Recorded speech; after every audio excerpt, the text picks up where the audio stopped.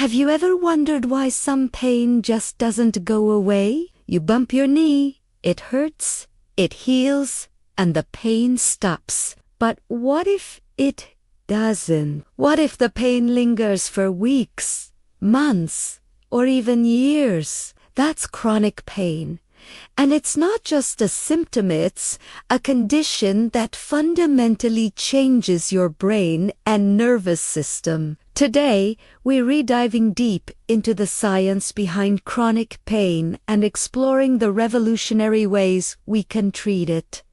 This isn't just about managing pain, it's about eliminating it. So, what exactly is chronic pain? Doctors define it as any pain that lasts for more than 3 months. Unlike acute pain, which is your body's alarm system warning you of immediate injury, chronic pain is like an alarm that's stuck on. The original injury might be long gone, but the pain signal keeps firing. It's a frustrating, exhausting, and often invisible battle for millions of people. To understand why this happens, we need to talk about the brain. Your nervous system is incredibly adaptable, a concept known as neuroplasticity. This is usually a good thing. It's how we learn new skills, like riding a bike or speaking a new language. But when it comes to pain, this adaptability can backfire. Imagine a well-trodden path in a forest. The more you walk on it, the clearer and more defined it becomes. Chronic pain works in a similar way. When you first get injured, your nerves send pain signals up your spinal cord to your brain. This is the acute pain pathway. If these signals are sent repeatedly over a long period, the nervous system starts to change. The path for pain becomes more efficient. This process is called central sensitization. Central sensitization is the key to understanding chronic pain. It means your central nervous system, your brain and spinal cord, has become hypersensitive. It's like turning the volume dial on your pain system all the way up. Things that shouldn't be painful, like a gentle touch or a change in temperature, can suddenly feel excruciating. This is called allodynia, and things that are a little painful can feel intensely so. That's hyperalgesia. Your brain essentially learns to be in pain. Specific areas of the brain, like the prefrontal cortex,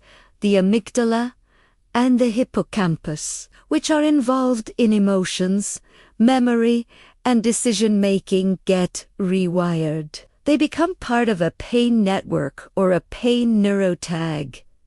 This network can then start generating pain signals all on its own. Even without any input from the body, the pain is no longer a message about tissue damage. It's a learned pattern in your brain. This is a crucial point.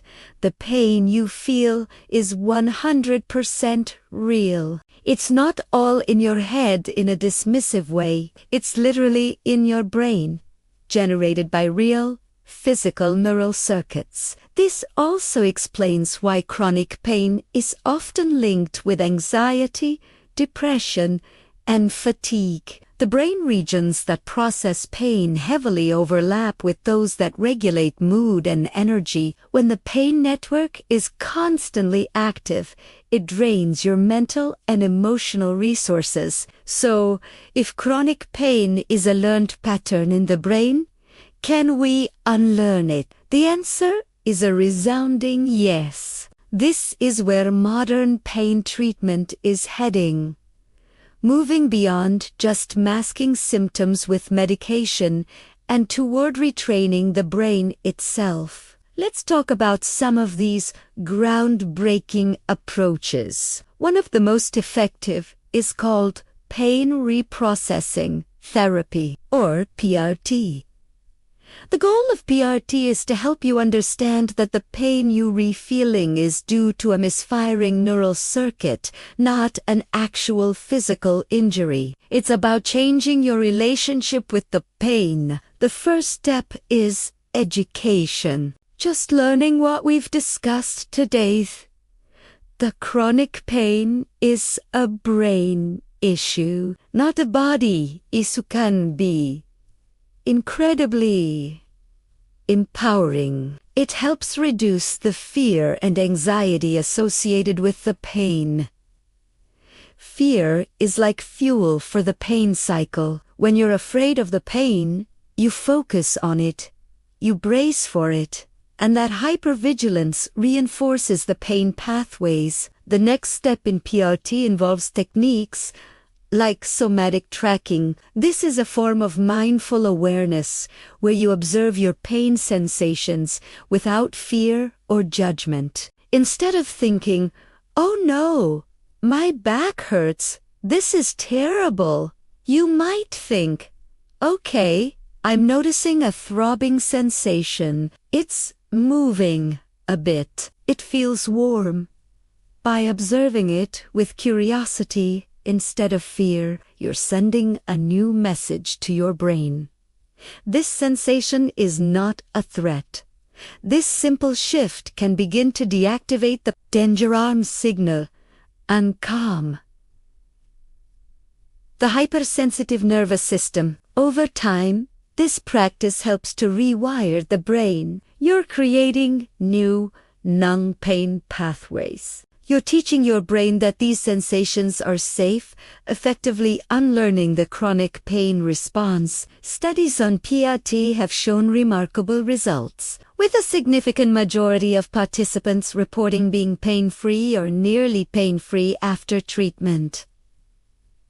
Another powerful tool is graded motor imagery. This is often used for complex regional pain syndrome or phantom limb pain, but its principles apply to many chronic pain conditions. It involves a three-stage process. First, you simply think about moving the painful body part without actually moving it. This activates the motor cortex in the brain without triggering the pain response. Next, you might look at pictures of the body part or watch videos of someone else moving it. Finally, you use mirror therapy, where you place a mirror to reflect your non-painful limb, making it look like your painful limb is moving freely and without pain. This visual trickery can help remap the brain's representation of the body and reduce pain. Physical therapy also plays a vital role,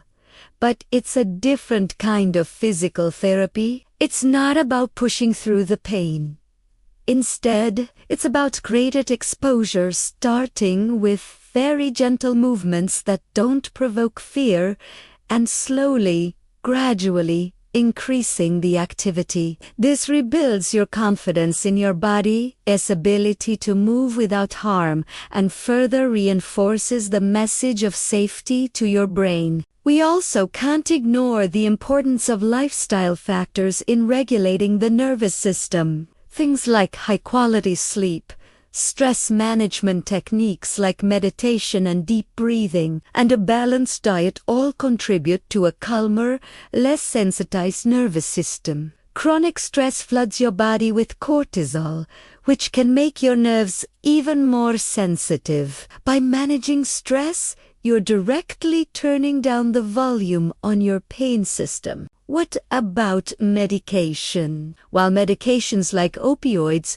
were once the go-to treatment, we now know they are often ineffective for chronic pain and come with significant risks. They can even sometimes worsen pain over the long term through a process called opioid. However, some medications that work on the central nervous system, like certain antidepressants or can be helpful for some people by calming down overactive nerve signals. The key is that they should be part of a comprehensive plan, not the only solution. The future of pain treatment is integrated and personalized. It's about combining these brain retraining techniques with appropriate physical therapies, lifestyle changes, and psychological support. It's a holistic approach that treats the whole person, not just a symptom. If you are struggling with chronic pain, please know that there is hope. The pain is not your fault, and you are not broken. Your nervous system has simply learned a pattern that it can now unlearn. The first step is to find a doctor or therapist who understands the modern science of pain. Look for someone who talks about neuroplasticity, central sensitization, and brain retraining. This journey requires patience and persistence, but reclaiming your life from chronic pain is possible. By understanding the neurological origins of your pain, you can start using targeted strategies to retrain your brain and, ultimately, turn off the pain for good. Thank you so much for watching. If this video was helpful, please give it a thumbs up and subscribe for more content on health and science. And if you or someone you know is dealing with chronic pain, share this video with them. Spreading this knowledge can make a world of difference. See you in the next one.